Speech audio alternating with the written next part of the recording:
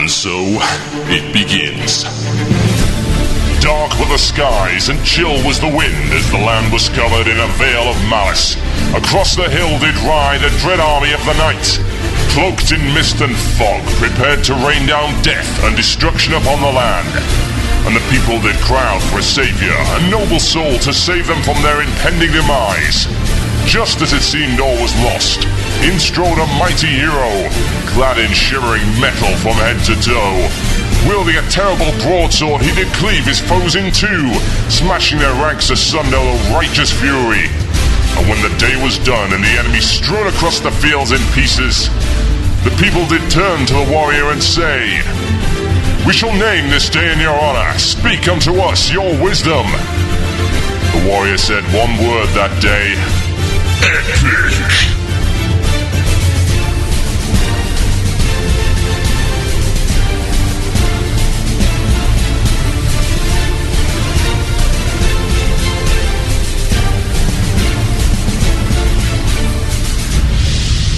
One man, one Murloc, one giant angry badger. This is Blue Please. It begins now.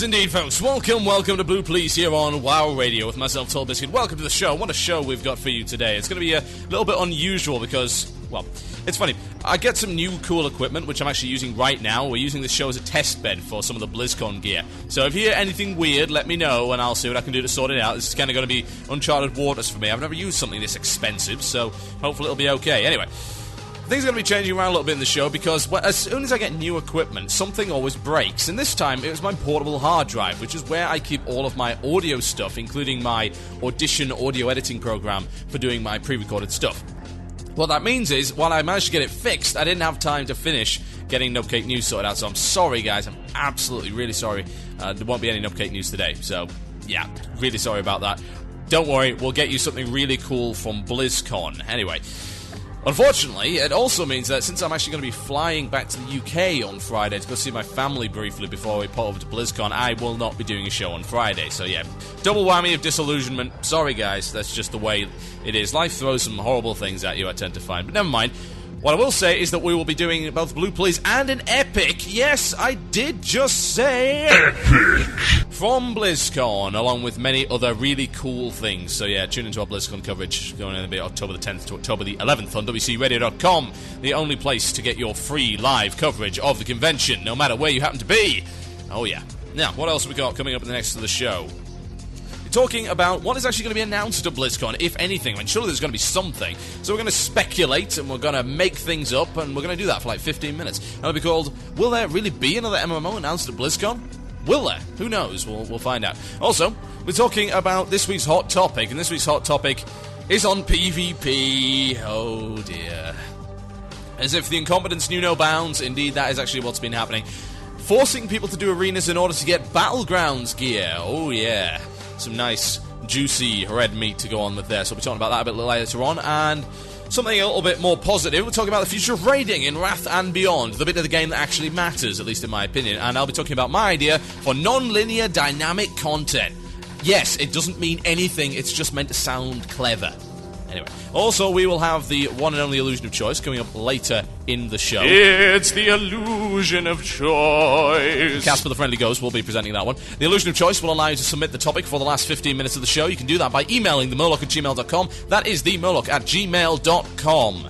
Yes, indeed. You can email that, send in a topic suggestion for the last 15 minutes of the show, and that is what will be happening. Now, as I said, the show's going to be kind of a little bit strange this week, as I've been going to be moving things around. Just this once. Don't worry, I'm not going to upset the natural order of things. That would be terrible. I know you wouldn't like that. So, I'm going to bring back something that I haven't done in a while and probably will hopefully never do again. But I just felt it had to be spoken about, so... Imbecile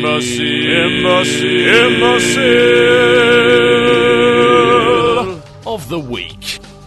Yes. Now, I canned this segment a very long time ago because it was too negative, but in this case, I think I'm going to make an exception. Now, let me set the scene for you. WoW Radio and WoW Insider do podcasts together, yeah? And it's fun, and loads of people listen to it. And you know what? I love WoW Insider. I think WoW Insider is like one of the best fan sites there is. Why? Because they kind of do what we do. They take news articles and they turn it into original content. As in, they provide punditry, comment, analysis, and opinion, yeah? So they're the kind of people that you see on the news networks who aren't reporting the news, they're actually discussing it. You know, they're doing debate shows, they're doing talk shows, that kind of thing. That's effectively what they're doing. In my opinion, they're like the essence of what a blog should be. You know, taking news, giving it a good spin with some people that know what they're talking about, and providing a good staging point for debate and discussion. Yeah? I think they do that very, very well. I think they do that better than anybody else. You know, better than any other fan site out there. So I like to commend them for that. Now, on this fan site, there's a section called WoW Movie Watch, and a long time ago, it used to be operated by just some random guys from the blog, and I'll be honest, it wasn't very good. I didn't really read it because the quality of writing associated with the article wasn't too great. So they brought over someone from Massively by the name of Moo Money, the most ridiculously named person I've ever heard of, who is actually a professional Second Life machinimator, yeah, so got a big background in the machinima scene, does it for a living. So they brought her over and she started doing this stuff, and funnily enough, we actually ended up getting into a lot of fights. You know, we ended up disagreeing over a lot of stuff. But it was cool, because eventually we talked and we got to the conclusion that, you know, we both cared an awful lot about the machinima scene, we just happened to see it in different ways. So she got me to write some counterpoint reviews for what she was writing, because she's got like this 300 word limit, 300 character limit. That was terrible. 300 word limit for the article. So I was writing all these counterpoint reviews. We got some good discussion going. It was pretty cool. And the idea was to not only promote machinima, but educate people on what it takes to make good machinima, and what machinima, you know, is objectively good. Trying to take the genre and the medium seriously, because let's face it, up to now, not really been taken seriously. And that's true, it really has, and it's a crying shame, because it's an emergent form of new media. And I think it has an awful lot of potential. It really does. Beyond the whole, oh, let's use it for advertising because it's a nice gimmick, or oh, let's produce a funny video for YouTube. It's got a lot of potential beyond that. And I feel that it has to be taken seriously, and that means it has to have its commentators and it has to have its critics. People that know what they're talking about, and people who are able to constructively criticize a video so as to say, right, this is what is objectively good about this video, this is what isn't, this is what you need to improve, and do so from a basis of knowledge and experience. Because I'm sorry, guys, let me just put this out there. Not everyone's opinion is created equal. It's true. You know, whatever the internet or free speech might tell you, yeah, you can say whatever you like, but that doesn't mean that people are going to take you seriously. The reason there are critics in life is because they have a huge background of experience and knowledge, and they're actually paid to talk about their opinions. And indeed, there are people who do an awful lot with opinions, indeed run the country with it. They're called politicians. So, you know, if you really think your opinion's equal to that of a politician, well, it's probably not the case. It's unfortunate that's the way, but that's just the way it is. Now, anyway, so Moo left recently for greener pastures, and they brought in a new person. And she goes by the name of Natalie Moots, which is rather ironic, because I think pretty much everything she said so far is pretty much moot. Now, let me just get this out there. I don't object to this person. You know, I'm not gonna start attacking this person, because that's not fair. You know, I don't do that. I don't attack people. You know, I attack what they say, and then if they're gonna be jackasses about it, then I attack them. You know, I'm reasonable. I give them a chance. You know, it's unfair, isn't it?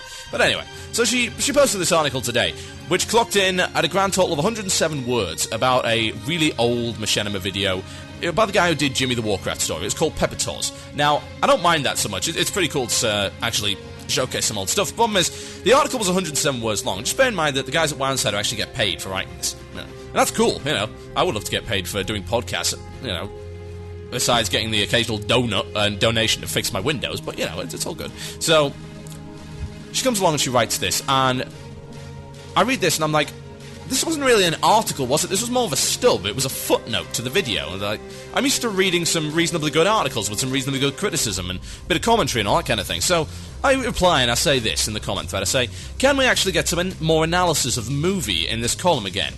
Just showing us a movie and giving us a very brief overview of the plot and creator doesn't really cut it.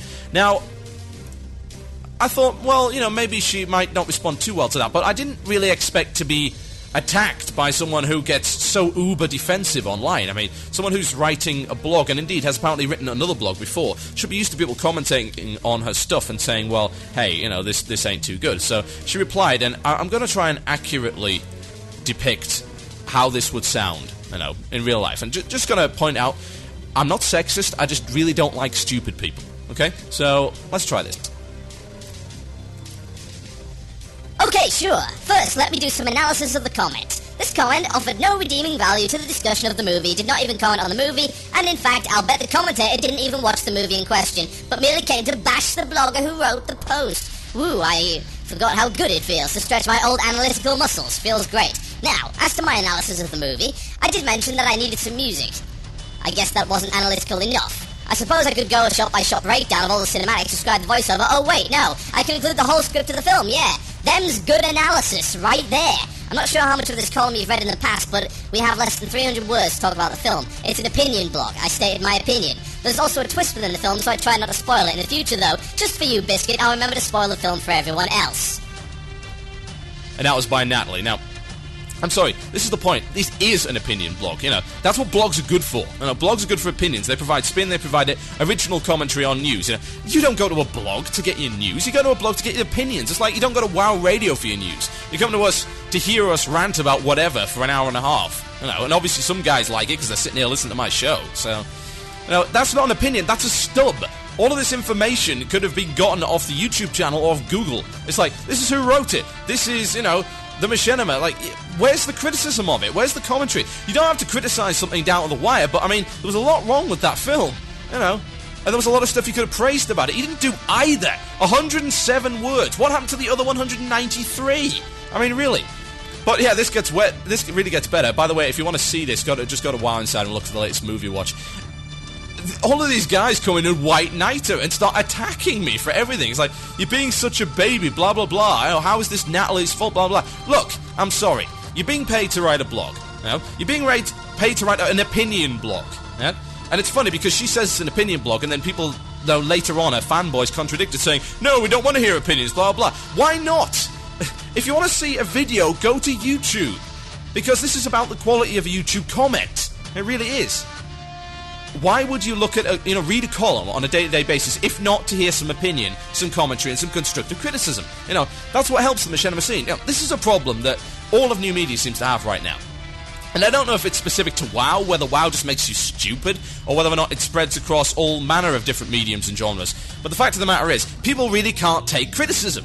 And I mean, that was barely criticism. It's like, you wrote a bad article. Okay, deal with it. I'm not attacking you or your family. I'm not going to come and set your house on fire.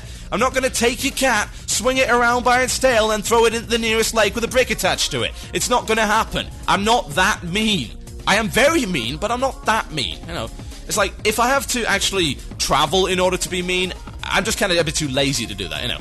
So, what is wrong with criticizing someone's article and someone's writing? It's like, if you want to write better, you're going to have someone tell you what you're doing wrong. What are you doing wrong? You're getting paid to write 107 words, none of which, barely any of which at least is original content. There's nothing about the video there, and you'd have the nerve to criticize me for not talking about the video. It's hilarious. I mean, it really is. You know. Go and read some of these comments, because they're terrible. I love the fact that a lot of them also use the comment burying system. You can actually rate up and down a comment. Like, that's going to make a difference. Oh no, you made my comment slightly more grey. But then you rated up the comments that were replying to it, so highlighted my comment. What exactly were you trying to achieve? I mean, really. Oh no, it's grey! No. Good lord. It's okay, guys. Those of you with really terrible monitors can't read it. Ugh. It's just disgraceful. I don't see why, you have to white knight anyone. Calling me a troll and insulting me just because I criticize someone, that's pretty terrible, In my view, this is kind of a culture, especially within World of Warcraft, that really has to change. It's low-content rubbish, It's like we're trying to cut down the amount of information we have to digest every day, down to tiny little chunks. It's like we don't like steak anymore. We don't eat steak, because steak is too much effort. You have to cook it, you have to get it right, and then you have to cut into it, and then you have to eat it. Why don't we just eat chips? Because chips are easy. Actually, no, you have to open the bag for those. Okay, what can we do? Well, I suppose we could eat the bag. Well, and then we get the chips with it. And it'll be okay. That'll be fine. Let's do that. It's like, why don't I just stop doing my 1.5 hour show and do 6-minute shows? Because obviously, the WoW community is way too stupid to deal with it. And it makes me so angry to hear that, it's like, oh, we don't want this, we don't want that. It's like, yeah, you don't, because you've got the attention span of your average mayfly. But other people do. Everyone listening to this show right now is willing to sit down, listen to me talk for an hour and a half. Are you telling me that those people are stupid? Are you telling me that they don't want analysis and opinion? Are you telling me that the readers of WoW Insider and the blogs, the huge blogosphere that we've got with World of Warcraft, and all of the other podcasts as well, you're telling me they don't want to hear opinion? Do you think they are that stupid? Because that is insulting to them. It really is. That is absolutely and totally insulting. There are a lot of people that actually care about the state of new media right now and the direction that Machinima is going. We want it to be taken seriously because it's a good genre, it's a good medium, it's a good art form, and it should be treated with respect. And you can't treat it with respect if you're treating it as some bite-sized piece of bloody beef jerky that you just stuff down your fat gullet and then off you go and you don't think about it anymore. Bite-sized content? No. That's what children have. That's what you do to teach children how to write and read. You teach them their numbers one by one. You teach them their letters one by one. You don't get them to read a novel, you get them to read small sentences with big pictures next to them. Are you telling me that you want to be treated like children? Because you know what? I don't think the listeners of this show want to be treated like children. I think they deserve to be treated with respect, and so does the rest of the WoW community, including the readers of WoW Insider, who produce fantastic content on a day-to-day basis. So to have one of their bloggers come out and say that, and then to have the community rally around a woman, again, not sexist, I'm just saying, white knighting anyone? I mean, really? Was anything she said actually legitimate? Are you defending posting 107 words of nothing? And you're saying that's a good thing? Is that what you want out of the column? Because if you do, can you go elsewhere? I mean, can you go to YouTube and just hang around there?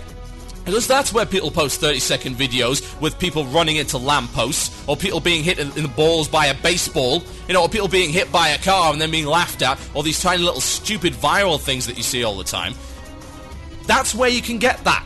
That's a great resource for that. But you know what? I like some intelligence in this community, and I'd like the intelligent people in this community to be treated with respect. Because to be honest, I think there's an awful lot more of them than you actually think. And most of them are listening to this show.